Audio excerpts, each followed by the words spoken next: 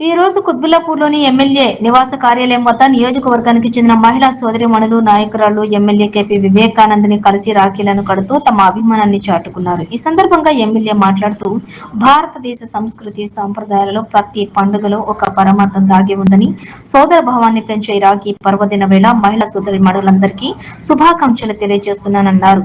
నేడు రాజకీయాలలో కుత్బుల్లాపూర్ నియోజకవర్గంలో నేను హ్యాట్రిక్ విజయాన్ని అందుకోవటంలో మహిళా సోదరీమణుల కృషి ఎంతగానో ఉందని ఈ సందర్భంగా వారికి మరోమారు కృతజ్ఞతలు తెలియజేస్తున్నాను అని అన్నారు.